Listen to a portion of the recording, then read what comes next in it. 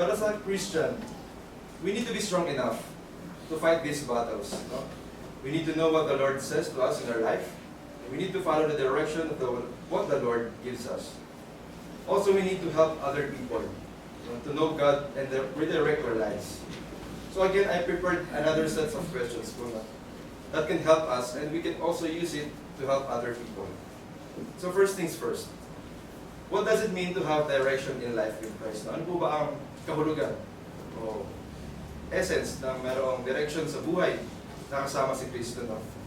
Having one direction in life means choosing to follow Christ wholeheartedly, buong puso po natin, allowing Him to guide our decisions, purpose, and future. Pero si Jesus ay hindi lamang po isang guide para sa atin.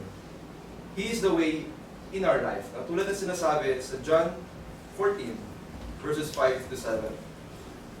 Sinabi po dito sa English, Thomas said to Him, Lord, we don't know where you are going. So how can we know the way? 6, Jesus answered, I am the way and the truth and the life. So no one comes to the Father except through me. If you really know me, you will know my Father as well. So from now on, we do know Him and have seen Him. Malinaw po na sinasabi sa atin na if we are in Christ, we are in His way to the Lord. Kasi wala namang daang patungo sa ating Ama kundi sa ating Panginoon lamang po. No? Jesus is the way to God at hindi sa kani-kaninong tao. Sinabi ito sa Acts chapter 4 verse 12. Salvation is found in no one else, for there is no other name under heaven given to mankind by which we must be saved. Tagalog, sa Kanya lamang matatagpuan ang kaligtasan, sapagkat walang ibang pangalan sa buong daigdig na ibinigay ang Diyos sa mga tao upang tayo ay maligtas. Ngayon alam na po natin ang sagot kung ano ang meaning of having a direction in life with Christ. So second question arises.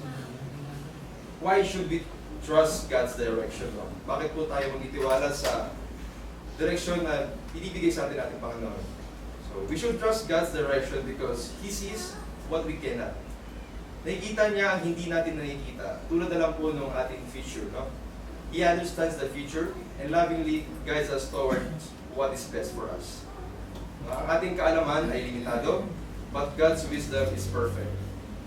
When we rely on Him instead of our own understanding, He leads us on a path that brings peace, purpose, and security. Tulad din po na sinasabi sa Proverbs chapter 3, verses 5 to 6, na ulit-ulit po natin pinabasa na, trust in the Lord with all your heart, and lean not on your own understanding.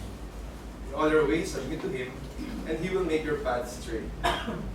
Magtiwala po tayo sa Panginoon ng ating buong puso, at huwag lang tayo sumunalay sa ating kaisipan o sa sarili nating pangunawa, dahil ang kaisipan ng Diyos ay higit pa sa atin. No? Tulad na sinasabi sa Isaiah 55, verses 8 to 9. No? Saying this, for my thoughts are not your thoughts, neither are your ways my ways, declares the Lord. As the heavens are higher than the earth, so are my ways higher than your ways, and my thoughts than your thoughts. So let's imagine po, a single puzzle piece. Let's say, this is you currently, kayo po ay isang puzzle piece. Without a guide, without direction, or without a manuals, ano kaya sa tingin po ninyo na mabubuo? Of course, we will come up with different answers naman po. No? Some of you may say this puzzle will make me a doctor, an engineer, a wealthy man, or a successful man or woman. But those answers po are based on our thoughts na sa ating kaisipan lamang. But in reality, we never assure what lies ahead for us, kung ano yung sa future natin. That's why kailangan po natin magtiwala sa Panginoon araw-araw at oras-oras. Ngayon pumasok po ulit tayo sa word na goals sa future natin na that we want to achieve. So we have goals naman in our life. But above all goals, there is one main goal to achieve. The next question, what should be our main goal when following Christ? Ano po ba ang ating pinaka-main goal sa pagsunod sa ating Kristo? In the Bible it says, but seek first His kingdom and His righteousness, and all these things will be given to you as well. Sa Matthew chapter 6, verse 33.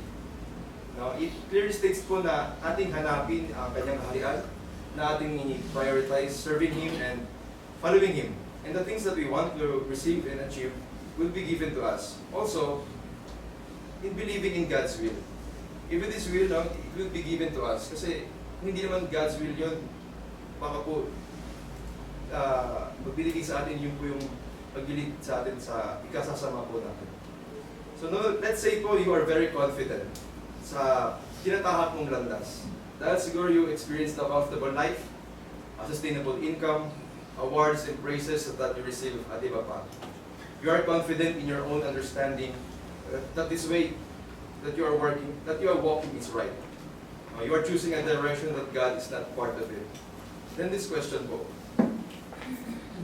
what happens when we choose our own direction apart from Christ? Ano po ang mangyayari kapag hindi pa rin direction is papalayo sa ating Panginoon o hindi kasama ang Panginoon?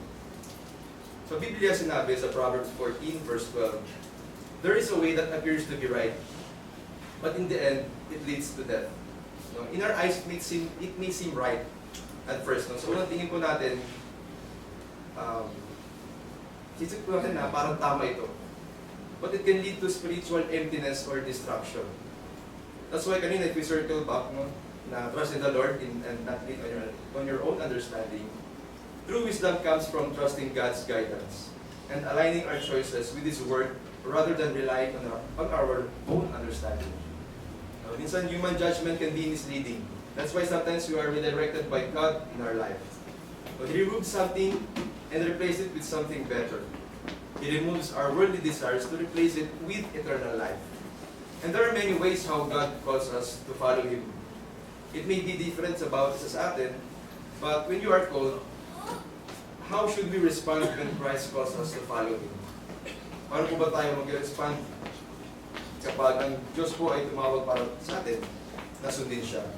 In Luke chapter 9 verse 23, and then He said to them all, whoever wants to be my disciple must deny themselves and take up their cross daily and follow me.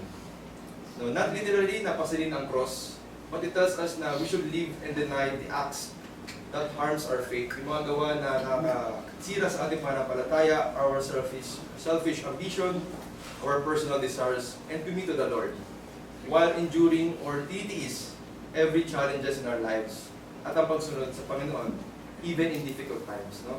So following Him meaning walking in Jesus. Examples would be loving, serving, forgiving, and obeying God. Ngayon, alam na po natin ang meaning ng one direction with Christ. Alam na rin po natin kung bakit tayo magtitiwala sa Panginoon. Alam na din natin ang ating one main goal. And lastly, alam na po natin how we respond if Christ calls us. Ngayon, para naman po sa paglagpay natin sa araw-araw, sinabi, another question, how does Christ guide us in our daily walk? Now, paano tayo gagabayan ni Jesus sa paglalakad natin araw-araw bilang Kristiyano? So, straight answer po. The Bible says in Psalms 119 verse 105, your word is a lamp for my feet, a light on my path. Sa Tagalog, salita mo isang tanglaw na sa akin ay patnubay. Sa landas kong daraanan, liwanag na tumatanglaw. Sa pamamagitan po ng kanyang salita o ang Biblia, ibibigay po ito ng ilaw para sa atin sa landas na ating tatahakin o tinatahak. It gives clarity when life feels confusing. The Word of God is very powerful and helpful para sa atin. Tulad na sinabi sa Hebrews chapter 4 verse 12. Tagalog, ang salita ng Diyos ay buhay at mabisa, mas matalas kaysa alinmang tabak na nasa magkabila ng talim. Ito'y tumatagos maging sa kaibuturan ng kaluluwa at espiritu, ng mga kasukasuan at puto, at nakakaalam ng mga iniisip at pinabalak ng puso. The Word of God penetrates deeply sa bawat tao. The God's Word reveals the truth about ourselves, about ang katotohanan sa ating sarili. And the Word of God brings conviction and direction to guide us toward righteousness, to have the eternal life, and helping us grow spiritually. So, may kakayahan po ito para baguhin tayo, or i-redirect ang ating direction sa buhay. No? So, as we reflect on one direction in life with Christ, tayo po ay laging pinapaalalahanan that life finds its true meaning when it is anchored in Him. The world may offer many paths, no? Ang ating mundo pwede magbigay sa atin ng iba't ibang daan. Some may look appealing, iba madali, but only one leads to lasting peace, purpose, and hope. So, pagpili kay Kristo means that we are trusting His guidance, even when the road is unclear.